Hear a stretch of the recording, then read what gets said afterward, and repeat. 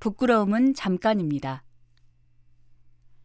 이스라엘 역사상 가장 위대한 랍비 중 하나로 꼽히는 아키바에게 이런 일화가 있습니다. 그는 결혼할 때까지 거의 공부를 하지 않은 아주 무식한 사람이었습니다. 그런데 결혼을 하니까 아내가 아키바에게 공부를 시키려고 했습니다. 아키바는 이렇게 말했습니다. 이 나이에 공부를 시작하는 사람이 어디 있어? 남들이 다 웃을 거요.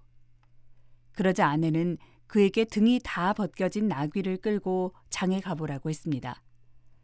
아키바가 등이 다 벗겨진 나귀를 끌고 장에 갔더니 보는 사람마다 웃었습니다. 아키바는 집에 가서 아내에게 말했습니다. 사람들이 다 웃어서 창피했소.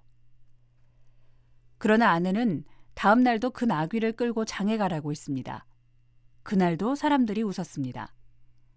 사흘째 되는 날에도 아내는 나귀를 끌고 장에 가라고 했습니다. 그런데 이번에는 아무도 웃지 않았습니다. 사람들은 그저 그러려니 하고 관심도 보이지 않았습니다. 집에 돌아오자 아내가 물었습니다.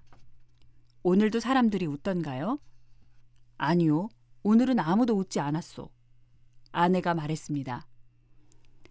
당신이 이 나이에 공부를 시작하면 남들이 비웃을 거예요. 그러나 그것은 잠깐이에요. 조금만 지나면 모두 당연한 일로 여길 거예요. 이 말을 들은 아키바는 공부를 시작했습니다. 그래서 결국 뛰어난 랍비가 된 것입니다. 우리가 세상에서 남의 이목을 두려워하면 평범한 것 이상의 위대한 일을 해낼 수 없습니다. 우리가 위대한 목표를 세우고 그 목표를 향해 전진하면 사람들은 이해하지 못하고 비웃을 것입니다. 우리가 남들이 다 하는 일을 하지 않겠다고 거부하면 많은 사람이 비난할 것입니다. 그러나 겁낼 것 없습니다. 그런 비웃음이나 비난은 잠깐으로 끝납니다. 조금만 지나면 우리의 모습을 당연한 것으로 받아들이게 될 것입니다. 그러면 우리는 꾸준히 목표를 향해 전진할 수 있는 것입니다. 우리가 남들이 하지 않은 일을 하려고 하면 두려울 것입니다. 실패가 두렵고 남들의 이목이 두려울 것입니다. 그러나 그런 두려움을 이겨내고 담대히 시작해야 정말 내가 옳다고 믿는 것을 할 수 있습니다.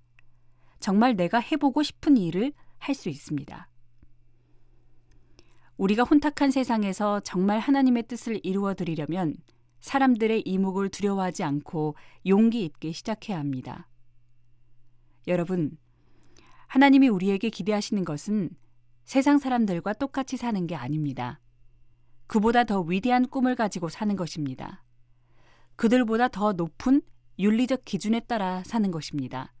이게 바로 세상과 구별된 거룩한 삶입니다. 우리가 사람들의 눈치만 보다가는 제대로 된 인생을 살 수 없습니다. 오직 하나님의 뜻만 생각하며 하나님의 뜻이라면 담대하게 실행해야 가치 있고 복된 삶을 살 수 있습니다. 잠언 29장 25절을 읽어드리겠습니다. 사람을 두려워하면 올무에 걸리게 되거니와 여호와를 의지하는 자는 안전하리라.